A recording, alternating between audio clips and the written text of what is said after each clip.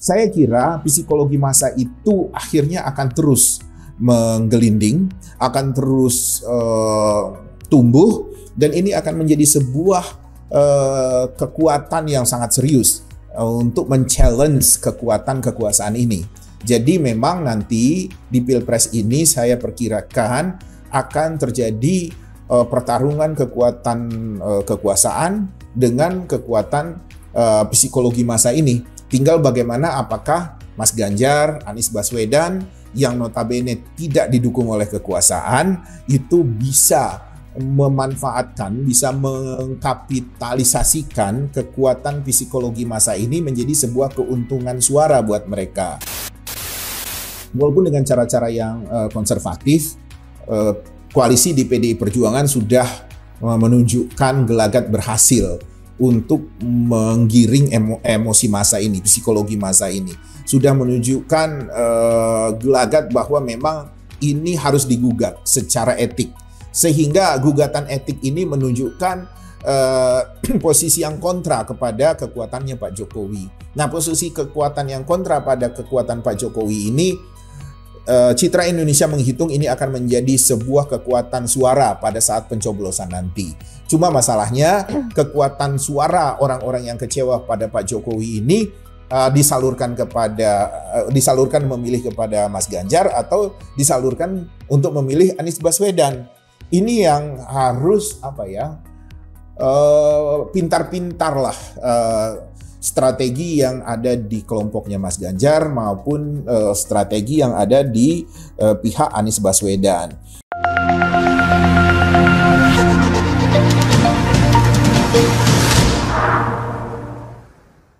Iya Pak. Nah, kemudian kembali ke kekuatan kekuasaan itu mengapa sih Pak gitu? Setiap ada kontestasi politik itu selalu menyalahgunakan kekuatan kekuasaan ini Pak?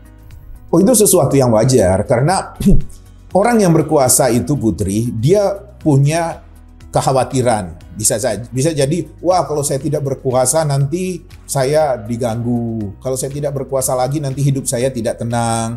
Kalau saya tidak berkuasa lagi siapa tahu musuh-musuh politik saya punya dendam.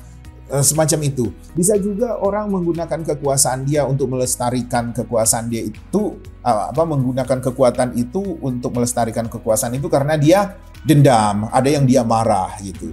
Dia kecewa, dia marah, dan dia menganggap bahwa saya ini orang hebat, saya ini juga punya kekuatan, saya ini juga punya sesuatu, saya ini juga punya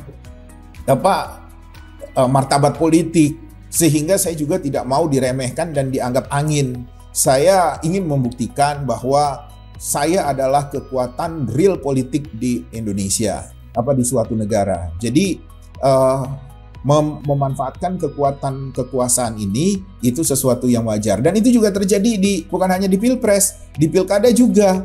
Itu juga kenapa orang dari dulu-dulu jauh-jauh hari berusaha untuk mengkondisikan PJ-PJ ini, PJ Bupati, PJ Wali Kota, PJ Gubernur, karena mereka menganggap bahwa PJ-PJ ini bisa mereka kendalikan. Mereka menganggap bahwa PJ-PJ ini bisa mensupport kepentingan politik mereka. Nah, orang yang percaya bahwa dia bisa mengendalikan PJ, dia percaya bahwa kekuasaan itu bisa dikondisikan untuk mendukung kepentingan politik.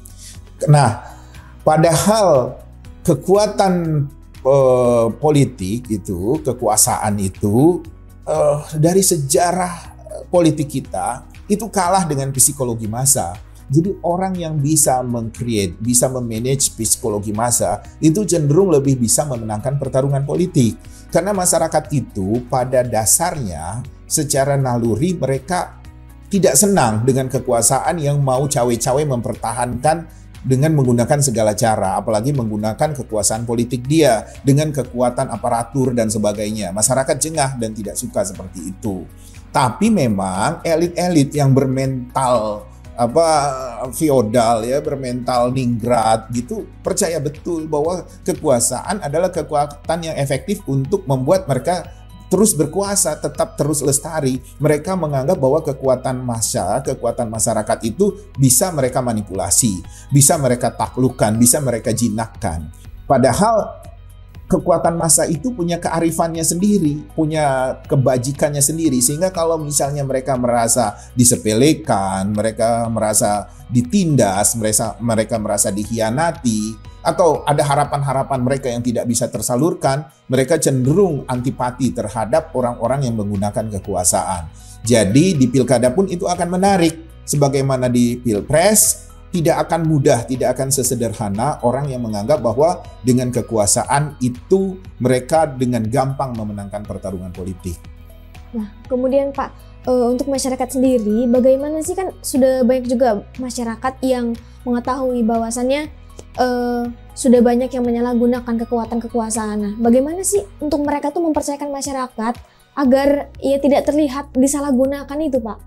Jelas mereka memanipulasi terus. Seolah-olah netral, seolah-olah tidak cawe-cawe, seolah-olah mereka melakukan sesuai dengan aturan, sesuai dengan prosedur, itu biasa. Tapi di belakang ternyata ada kekuatan-kekuatan yang bergerak, itu juga biasa.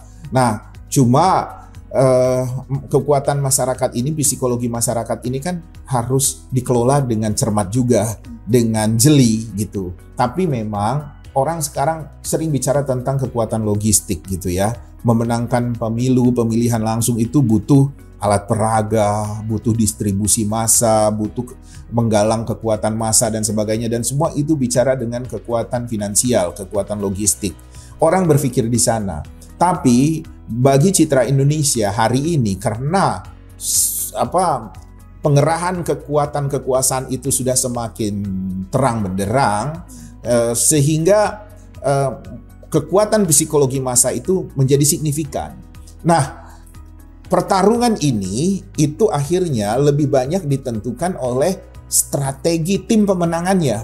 Jadi bagaimana yang berada pada pihak memainkan kekuatan kekuasaan itu bisa mengorkestrasikan strategi yang cantik sehingga orang tidak merasa jengah dengan kekuatan yang digunakan, dengan gerakan-gerakan aparatur negara begitu. Tapi juga tim yang satu lagi yang ingin menggalang kekuatan massa, memainkan psikologi massa itu dengan tepat.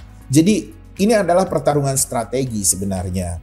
Tapi buat citra Indonesia sampai hari ini kita melihat bahwa dengan banyaknya kekecewaan masyarakat pada Pilpres, dengan lelahnya masyarakat dipertarungkan kemarin-kemarin, ternyata para elit itu tetap berkompromi dan bersilaturahmi hahaha. Saya kira kekuatan psikologi massa ini tidak sulit untuk mencapai titik optimum untuk mengarah sebagai sebuah kekuatan pemenangan. Tapi tetap citra Indonesia berharap kekuatan massa bisa menentukan arah politik kita ke depan. Itu yang saya harapkan, karena akal sehat itu hanya bisa dikawal oleh kekuatan massa ini, kekuatan publik, kekuatan masyarakat. Jadi kalau masyarakatnya kalah, bagaimana dong kita besok-besok untuk bisa berharap bahwa orang-orang yang berkuasa, para elit ini memikirkan kesejahteraan bagi rakyat banyak? Itu sangat sulit. Melihat saja bagaimana Pak Jokowi luar biasa kedekatannya kepada masyarakat kan. Pak Jokowi tampil dengan label pemimpin yang populis, yang dekat dengan rakyat, menyapa rakyat, tapi nyatanya juga nggak gitu-gitu amat juga memikirkan kepentingan rakyat. Iya kan? Infrastruktur buat rakyat, kita mendapat manfaat yang banyak rakyat. Ya nggak juga, elit juga mendapat manfaat kok dari infrastruktur itu. Oh, kalau rakyat dapat manfaat dari infrastruktur ketika infrastruktur itu bisa digunakan, ketika dia sudah bisa dioperasionalkan. Tapi kan elit dalam proses peletakan batu pertama aja sudah dapat keuntungan dalam proses pembangunan infrastruktur. Jadi jangan bicara untuk kepentingan rakyat, tapi kamu sendiri ngambil untung terus gitu loh, masukin kantong, hahaha. Ya, kita memang peduli pada rakyat. Ini semua demi rakyat. Selesai ngomong, rakyat senang tepuk tangan, hore, dia gini lagi gitu kan, ngambilin dari ke kantongnya. Itu nggak fair. Jadi mudah-mudahan pertarungan kekuatan kekuasaan dengan kekuatan psikologi massa ini bisa memunculkan akal sehat buat masyarakat banyak, sehingga pada Pilpres ke depan kita bisa mendapat presiden yang valid dan kredibel secara politik. Oke, baik, terima kasih Pak untuk pembahasan tema kita pada kali ini, yaitu kekuatan kekuasaan versus psikologi massa. Dan terima kasih juga untuk teman-teman Citra Indonesia yang telah menyaksikan dari awal sampai akhir. Jangan lupa untuk like, comment, share, dan subscribe channel Citra Indonesia. Kami jamin Anda menang.